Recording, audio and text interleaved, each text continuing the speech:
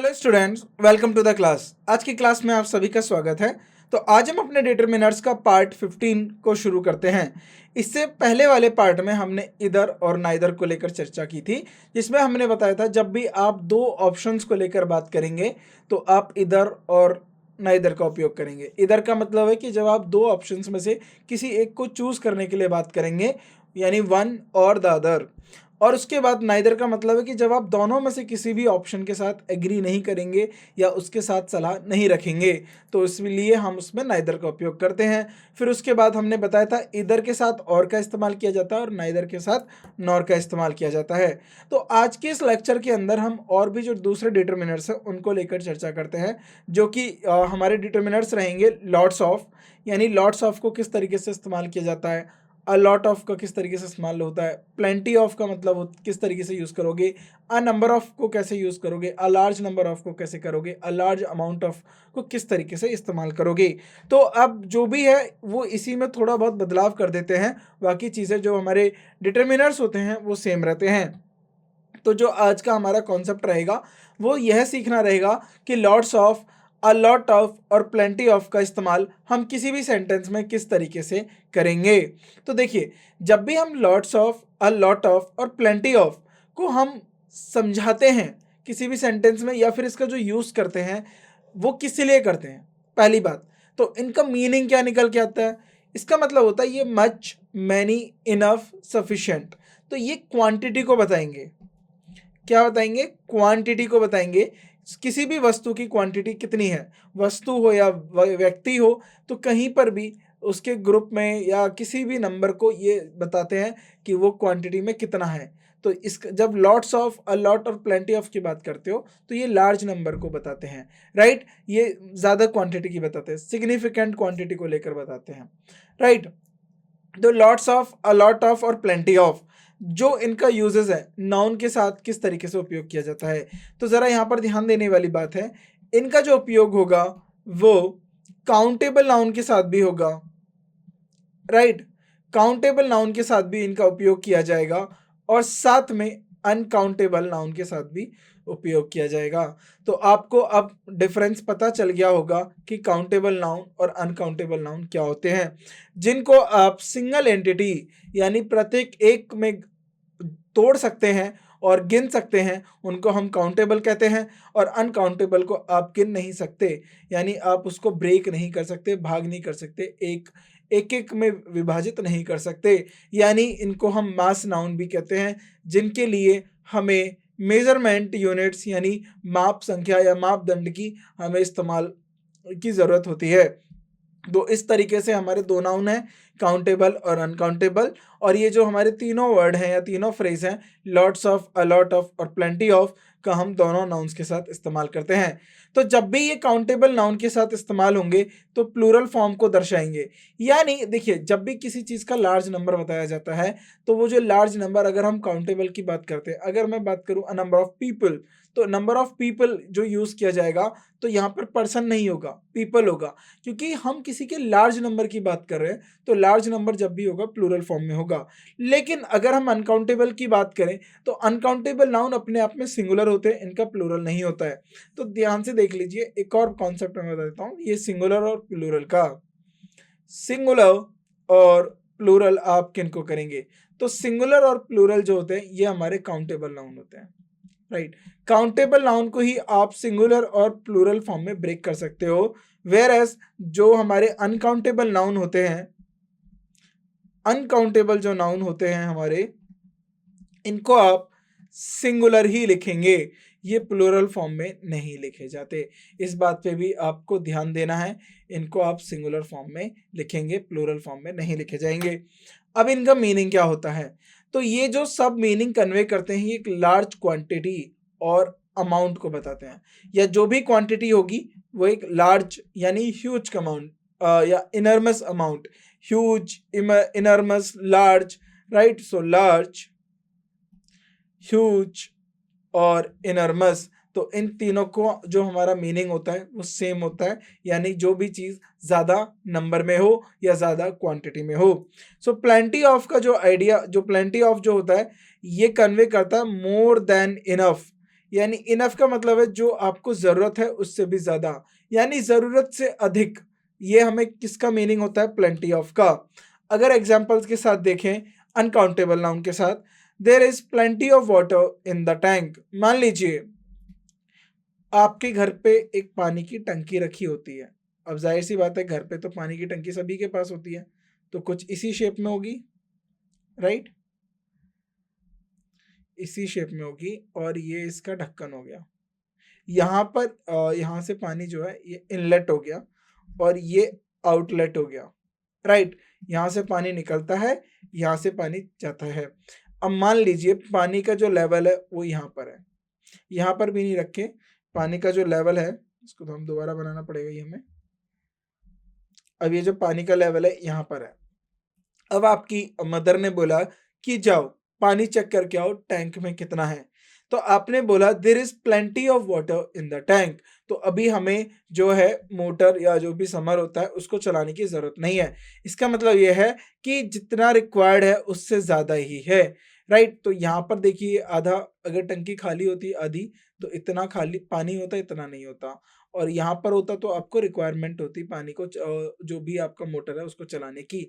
लेकिन पानी sufficient amount से ज्यादा है तो आप बोलेंगे there is plenty of water in the tank. तो टैंक में क्या है? इनफ पानी है, मोर देन इनफ पानी है।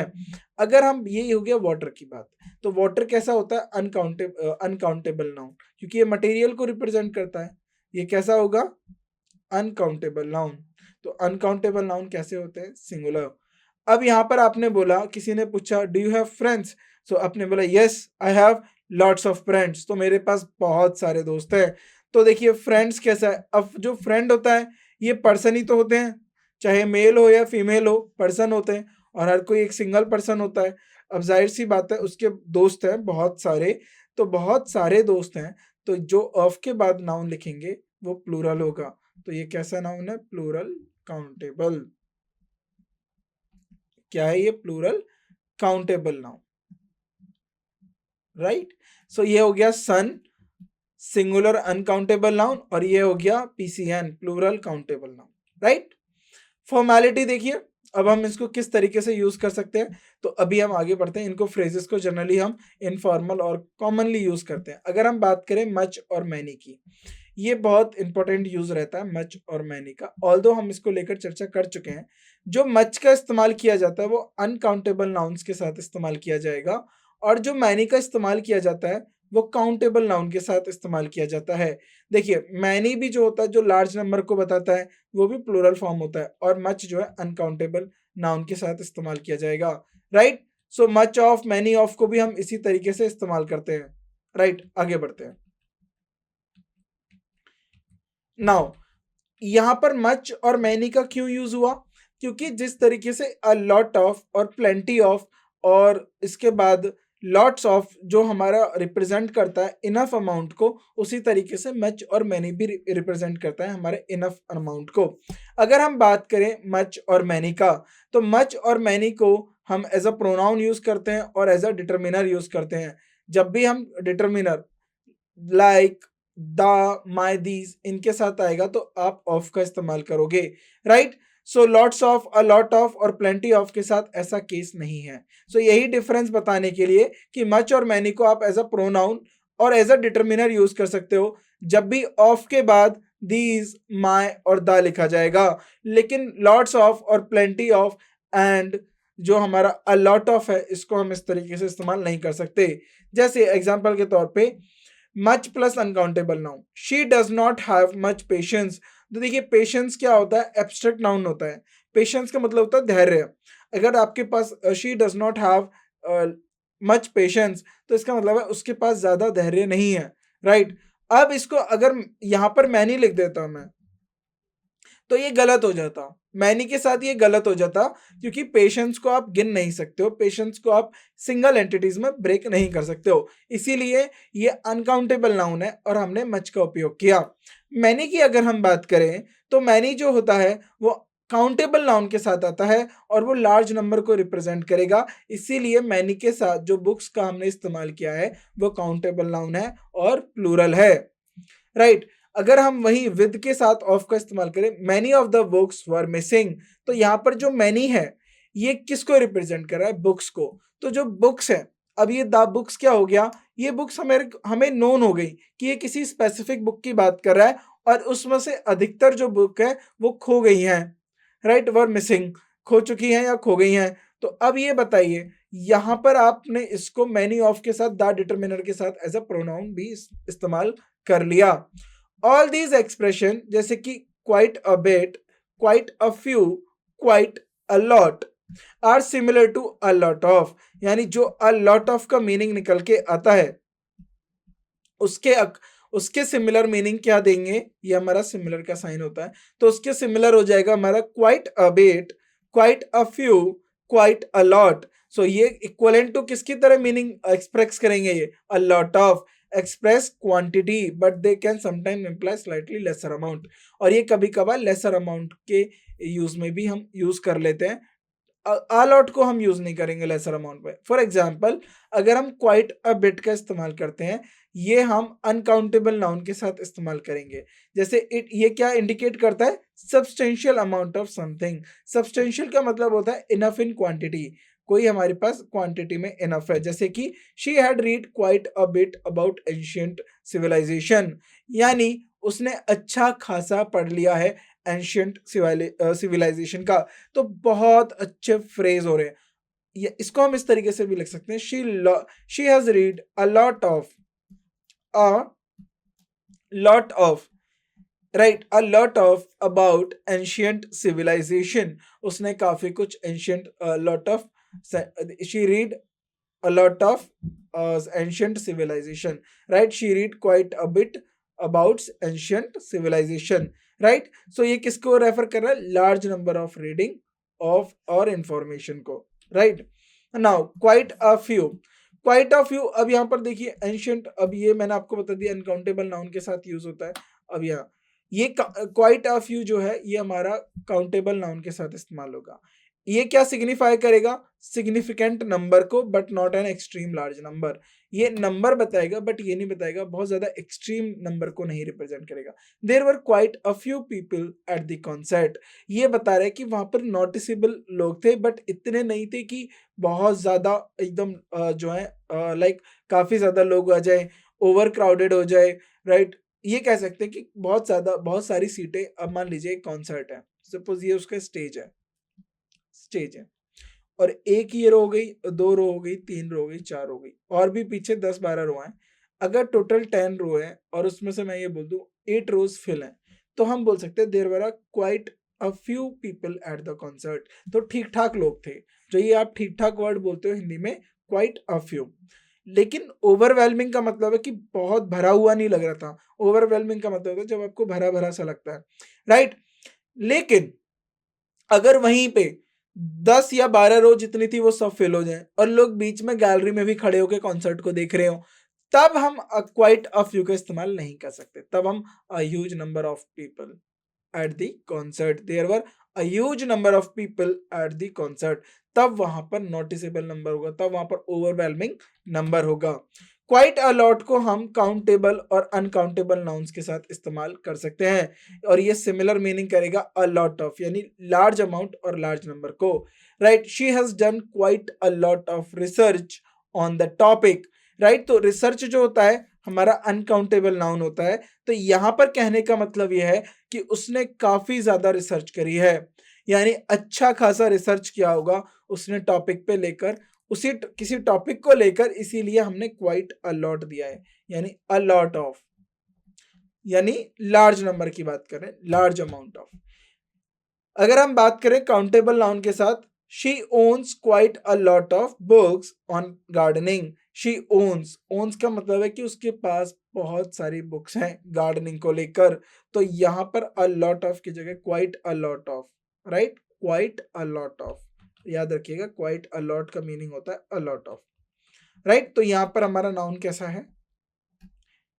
प्लूरल काउंटेबल नाउन, और यहां पर नाउन कैसा है? Singular uncountable noun. So when a lot or a great deal are used without of, जब भी a lot और a great deal को बिना of के लिखोगे, दे फंक्शन एज एडवर्ब्स। तो ये क्या फंक्शन करेंगे? एडवर्ब। देखिए जब भी आप देखिए, अगर आपने अ लॉट लिख दिया और उसके साथ ऑफ लिखा, अभी हम ऑफ का भी पर्पज समझ रहे थे, a great deal of, a great और डील लिख दिया और उसके साथ आपने ऑफ लिख दिया। अब जरा देखिए विदाउट नाउन और विदाउट ऑफ का मतलब क्या होता है।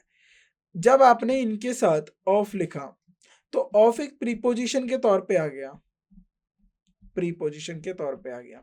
यहां पर भी ऑफ एक प्रीपोजिशन के तौर पे आ गया। अगर ऑफ प्रीपोजिशन आ गया तो प्रीपोजिशन खाली तो नहीं आएगा, प्रीपोजिशन नाउन के साथ आएगा। और ये जो नाउन है, अब ये सिंगुलर और प्लूरल कोई भी हो सकता है, सिंगुलर और प्लूरल कैसा भी हो सकता है, राइट। किस पे डिपेंड करेगा? अपने कॉन्टेक्स्ट के ऊपर, राइट, जो भी इसका कॉन्टेक्स्ट रहा है। अब ये जो नाउन है ये ऑब्जेक्ट बनता है ऑफ का, लेकिन अ लॉट और अ ग्रेट डील ये किसको मैच करेगा? ये इस नाउन की बात करेगा, जो यहाँ पर बात आ रहा है ये इस नाउन की बात करेगा। लेकिन वहीं अगर आपने ऑफ ही हटा दिया, अगर मैं यहाँ पर बात करूं a lot, a great deal, और आपने इनके साथ ऑफ नहीं लिखा, ऑफ नहीं लिखा, तो इससे समस्या ये होगी कि प्रीपोजिशन तो आया नहीं। अगर प्रीपोजिशन नहीं आया तो जाहिर सी बात है कोई नाउन भी नहीं आएगा, राइट, कोई नाउन नहीं आएगा। अगर ऑफ हटा दिया तो अब हम बोल रहे हैं कि ये जो है अब यहाँ पर ये एज अ एडवर्ब कर रहे हैं, एज अ एडवर्ब, यानी किसी भी जो हमारी वर्ब है उसको क्या करेंगे? मॉडिफाई करेंगे। लेकिन जब भी उसको मॉडिफाई करेंगे तो क्या ये अपना मूल रूप खो देंगे? यानी जो इनका मीनिंग है वर्ड का, जिस बात के लिए ये रिप्रेजेंट करते हैं खुद को, क्या वो खो जाएगा, छुप जाएगा? बिल्कुल नहीं, वो बिल्कुल नहीं खोएगा, ना ही छुपेगा। यानी अगर ये एज अ एडवर्ब भी आएंगे तो भी ये इंडिकेट करेंगे लार्ज डिग्री और किसी एक्शन के एक्सटेंट को, यानी किसी एक्सटेंट के लार्ज अमाउंट को या उसकी डिग्री को ये इंडिकेट करेंगे। तो ये जब भी वर्ब को मॉडिफाई करेंगे तो उसके एक्सटेंट पे जोर डालेंगे, राइट। तो इस पॉइंट में हमें ये समझना है। अगर हम अलॉट को एज एन एडवर्ब की तरह काम करें, सो जब भी अलॉट अगर एज एन एडवर्ब आएगा तो ये टू अ लार्ज एक्सटेंट की बात करेगा, किसी भी चीज के लार्ज एक्सटेंट की बात करेगा, राइट। तो लार्ज एक्सटेंट की बात करेगा और फ्रीक्वेंटली, देखिए अब अलॉट जो है फ्रीक्वेंटली बताएगा, और अब मीनिंग समझते हैं किस तरीके से बताएगा। जरा ध्यान से देखिए, she travels a lot for work. तो काम की वजह से उससे बहुत ज्यादा ट्रेवल करना पड़ता है। अब यहां पर बहुत ज्यादा ट्रेवल का मतलब है उसकी ट्रेवल हिस्ट्री की देखते हैं।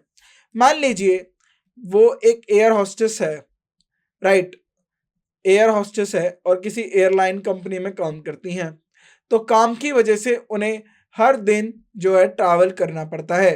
तो यानी उनके ट्रैवल की फ्रीक्वेंसी की भी बात हो रही है और यहाँ पर यह भी बता रहे हैं कि जो ट्रैवल है वो काफी ज्यादा कर रही हैं, राइट। तो फ्रीक्वेंटली भी बताता है, अगर कोई एक्शन आपका फ्रीक्वेंटली हो रहा है उसको भी हाईलाइट करेगा अ लॉट, और उसके लार्ज एक्सटेंट की भी बात करेगा।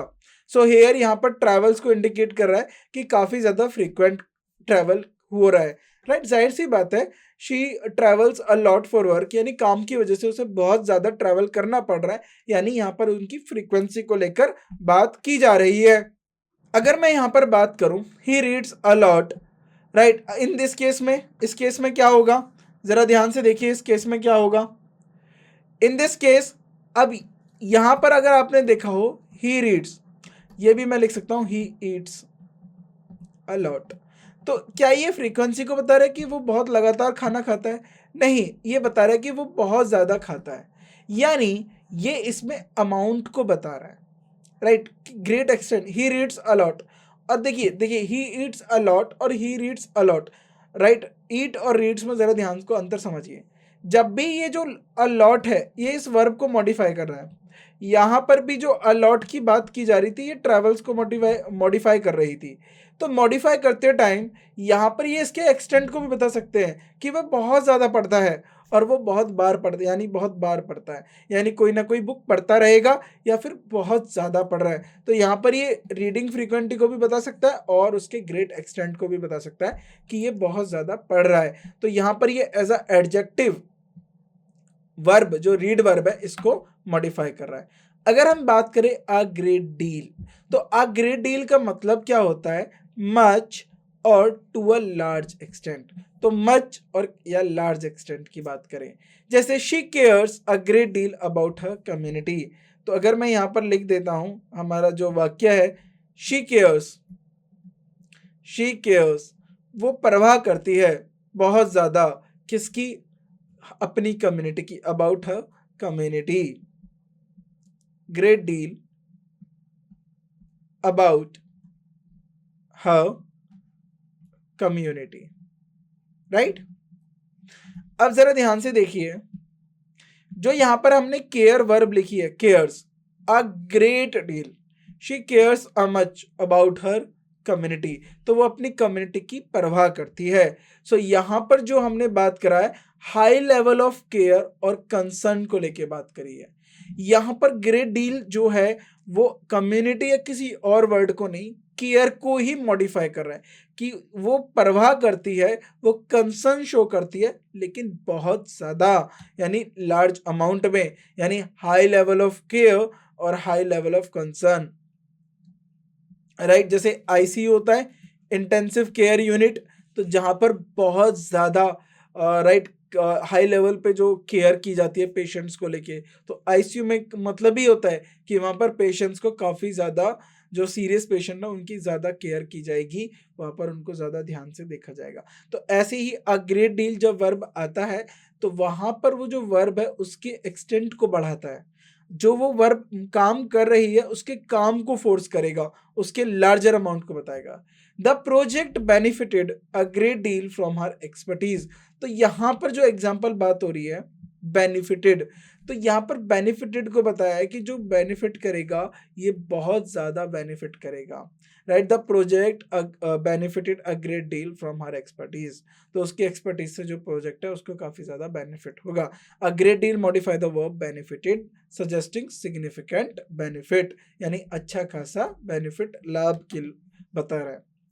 When a lot or lots of are used without of, they can be combined with comparatives or other adverbs to देखिए, जब भी a lot को और lots को बिना ऑफ के बात करें, बिना ऑफ के, उनको जब भी आप यूज करोगे तो या तो वो कंपेरेटिव्स, कंपैरिजन बताएंगे, या फिर दूसरे एडवर्ब्स के साथ इंटेंसिफाई करेंगे मीनिंग को, जैसे अभी हमने अलॉट को देखा। सो ये हमें इंपॉर्टेंट क्या ध्यान देना है, it is important to note. अब ध्यान से देखिए क्या इंपॉर्टेंट है, ध्यान देने लायक क्या बात है। Very is not typically used before comparatives. तो जब भी हम कंपैरेटिव्स लिखेंगे तो वेरी इनसे पहले नहीं लिखा जाएगा, but a lot, lots, far, much, rather, a little and even can be, इनको हम लिख सकते हैं। अब एग्जांपल से समझते हैं, अ लॉट और लॉट्स जब हम कंपैरेटिव के तौर पे इनका इस्तेमाल करेंगे, right. She is a lot happier, अब वो बात करें कंपैरिजन की। अ लॉट, देखिए वेरी हैप्पियर नहीं लिख सकते, शी इज वेरी हैप्पी लिख सकते हैं, पर हैप्पियर यहां पर कंपैरेटिव डिग्री है। अब जरा ध्यान से देख लीजिए, वेरी के साथ आपने हैप्पी लिख दिया तो ये नॉर्मल डिग्री है, और यहां पर ये एडवर्ब हो गया, और यहां पर ये क्या हो गया, एडजेक्टिव हो गया। लेकिन अगर मैं कंपैरेटिव डिग्री लिखूं, हैप्पियर लिख दूं, तो वेरी हैप्पियर नहीं लिख सकता, लेकिन अ लॉट हैप्पियर सही हो सकता है।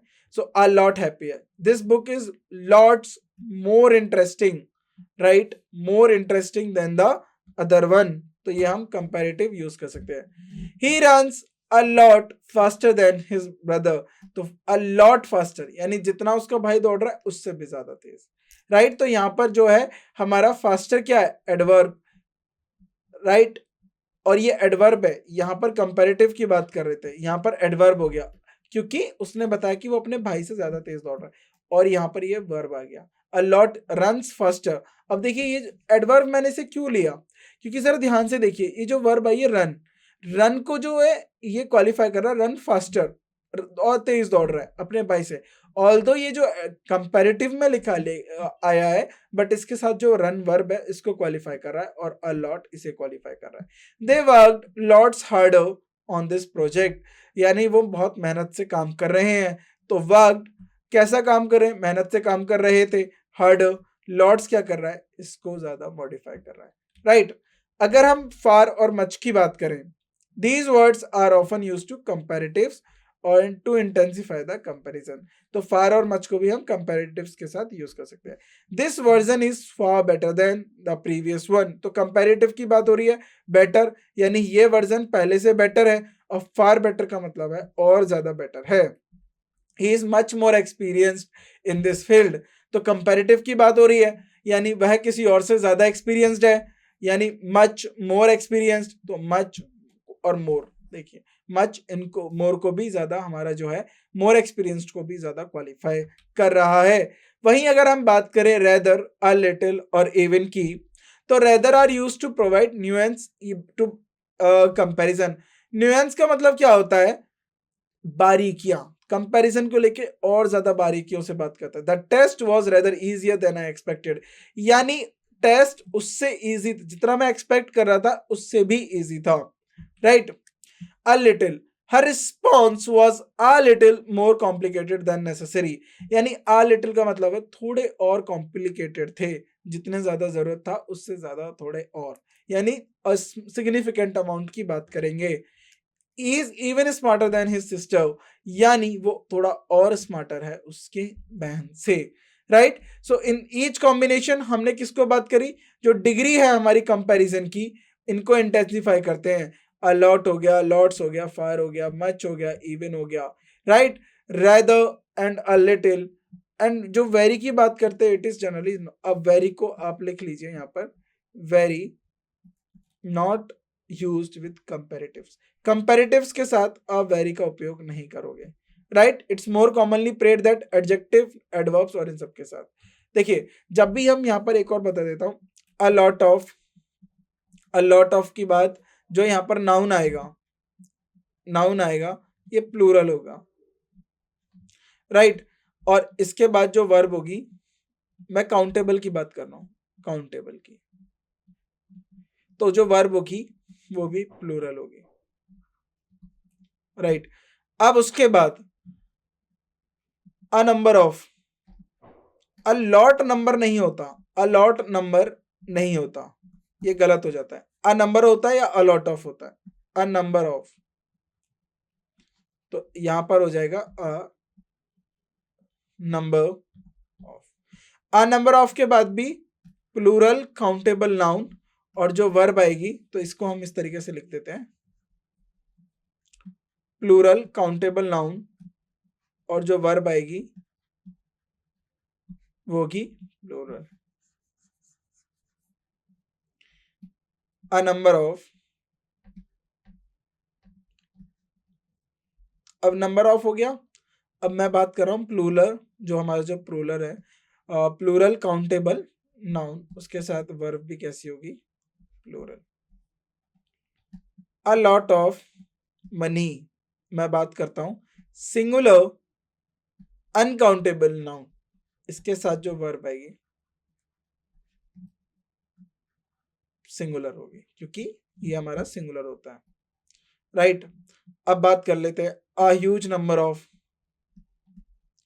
अ ह्यूज नंबर ऑफ, इसके साथ भी प्लूरल काउंटेबल नाउन आएगा और वर्ब कैसी होगी, प्लूरल, राइट। सो इन चीजों को आप थोड़ा ध्यान दीजिएगा कि वर्ब कैसे आनी है, क्या होना है। Amount of, a large amount of, a large amount of, मैं यहां पर बात करता हूं सिंगुलर अनकाउंटेबल नाउन के साथ, वर्ब भी कैसी होगी आपकी, सिंगुलर, राइट। सो ये चीजें आपको याद देनी है, ये बहुत बेसिक चीजें, इनके ऊपर काम करिए, कमांड करिए, आप इजीली कर सकते हो। तो अब एक और चीज इसके साथ एक और समझ लीजिए, कंपैरेटिव्स के साथ, कंपैरेटिव्स के साथ हम वेरी का इस्तेमाल नहीं कर सकते, अलॉट कर सकते हैं, मच मोर कर सकते हैं, राइट। अ लिटिल कर सकते हैं, और इसके साथ साथ हम अब लिटिल कर सकते हैं और लॉट्स कर सकते हैं, राइट। एक और जो इंपॉर्टेंट पॉइंट है, तो कंपैरेटिव्स के साथ वेरी नहीं करना है इस्तेमाल। एक और चीज देखिए, अ फ्यू और अ लिटिल, इसके बारे में मैं थोड़ी सी जानकारी और दे देता हूं। अ फ्यू जो होता है ना, ये आप यूज करोगे plural, countable noun. A little जो यूज करोगे singular uncountable noun, right. Few और लिटिल ये आप नेगेटिव सेंस में यूज करते हैं जब ना के बराबर बात कर रहे हो, यानी जब ना के बराबर किसी की अमाउंट को लेके बात कर रहे हो। वहीं अ फ्यू और अ लिटिल ये जो है पॉजिटिव सेंस में बात करते हैं जब हम किसी सिग्निफिकेंट अमाउंट के बारे में बात करेंगे। द फ्यू और द लिटिल को ये यूज करेंगे, ये हमारे नेक्स्ट लेक्चर में होगा। अ फ्यू लिटिल किस तरीके से इस्तेमाल करेंगे, लेकिन आपको क्या है, अभी आपको ये याद होना चाहिए, लॉट्स ऑफ जब भी ऑफ के साथ होगा ये कंपैरेटिव्स होगा इनके साथ, राइट। तो एडवर्ब को या तो ये कंपैरिजन को भी कंपैरेटिव्स को भी मॉडिफाई करते हैं और एडवर्ब्स को भी मॉडिफाई करते हैं। वेरी का इस्तेमाल नहीं किया जाता है, यानी वेरी का यूज आप कंपैरेटिव्स के साथ नहीं करते हो। आप अलॉट्स कर सकते हो, लॉट कर सकते हो, फार कर सकते हो, मच कर सकते हो, रेदर, अ लिटिल, इवन, और ये हमने देख लिया है। तो इन्हीं बातों का ध्यान देना है किस तरीके से हम अपने क्वेश्चंस को अच्छे से परफॉर्म कर सकते हैं और जो हमारा पॉइंट ऑफ एरर है उसे हम कम कर सकते हैं। तो बहुत अच्छे कॉन्सेप्ट हम सीख रहे हैं डिटर्मिनर के अंदर। हम सिर्फ ये नहीं देख रहे हैं कि एक वर्ड को एज ए डिटर्मिनर यूज करा जा रहा है, हम उसको एडजेक्टिव के तौर पे भी देखते हैं। अगर वो डिटर्मिनर की जगह एडजेक्टिव की तरह काम कर रहा है तो किस तरीके से काम कर रहा है, प्रोनाउन की तरह काम कर रहा है तो किस तरीके से काम कर रहा है, वर्ब पे क्या चेंज आ रहा है। तो यानी डिटर्मिनर के साथ उसका यूज भी देखना होता है और उसके बाद हम उसके सब्जेक्ट वर्ब एग्रीमेंट को भी लेकर चल रहे हैं। तो जो भी आपके साथ ये कंटेंट शेयर किया जाता है ये बहुत ज़्यादा इंपॉर्टेंट है, इनको अच्छे से बनाइए, अपने खुद के नोट्स में इनको लिख लीजिए, और उसके बाद जब हम एक्सरसाइज में प्रैक्टिस करेंगे आप इजीली क्वेश्चंस बना पाओगे। और प्रीवियस ईयर क्वेश्चंस तो आपको बहुत आसानी होगी क्योंकि वो तो बहुत कम पूछा गया है। हमने काफ़ी डिटेल में काफ़ी अच्छे से हमने चीज़ों को एक्सप्लेन करके समझा है। आने वाले लेक्चर्स में हम कुछ और डिटर्मिनर्स को पढ़ेंगे, फिर लास्ट में हम अपने डेमोन्स्ट्रेटिव एडजेक्टिव्स या डेमोन्स्ट्रेटिव डिटर्मिनर्स के साथ अपने चैप्टर को एंड करेंगे। तो अभी इसमें हम कुछ और कॉन्सेप्ट्स को सीखेंगे, देन उसके बाद डिटर्मिनर्स को एंड करेंगे, उसके बाद इसकी एक्सरसाइज और फिर प्रीवियस ईयर क्वेश्चंस की चर्चा करेंगे। तो चीज़ों को अच्छे से सीखिए और हर एक को लिख लीजिए कि जब भी आपका कोई भी एक डिटर्मिनर कंप्लीट हो जाता है तो आप देखिए कि उसमें कोई पॉइंट ऑफ राइट एरर तो नहीं है, या फिर आपको ऐसा कुछ है कि जो भूल गए हो तो आप दोबारा जाइए उसको लिख लीजिए कॉन्सेप्ट्स को, ताकि जब हम अपने प्रीवियस ईयर लेक्चर सीरीज देखें तो हमने क्या करा है उसमें वन बाय वन जिस तरीके से आपने ये सीखे हैं, जैसे आपने ये सीढ़ी चढ़ी है डिटर्मिनर्स की, ऐसे ही पीवाईक्यूज होंगे। इसी तरीके से आपका जो ग्राफ होगा पीवाईक्यूज का ये भी बिल्कुल थ्योरी की तरह होगा, आर्टिकल से शुरू होगा, दिस दैट दीज दोस्त पे खत्म होगा। तो आपको ये नोट्स हेल्प करेंगे कि आपको यहाँ पर मान लीजिए ईच और एवरी में गड़बड़ हो गया तो आप वहां से रिवाइज कर लीजिए, आ लिटिल फ्यू में गड़बड़ी हो गया यहाँ पर रिवाइज कर लीजिए। तो राइट, तो इस तरीके से आप चीज़ों को इस्तेमाल कर सकते हो। आ लिटिल, आ फ्यू, फ्यू लिटिल किस तरीके से होता है, किस तरीके से इसका यूज होता है वो हम अपने नेक्स्ट लेक्चर्स में देखेंगे। तो इस लेक्चर को हम यहीं एंड करते हैं, आप इनको अच्छे से पढ़िए और समझिए, बाकी की जो चर्चा होगी हम अपने अगले लेक्चर में करते हैं। तो इस लेक्चर के लिए बस इतना ही, थैंक यू सो मच।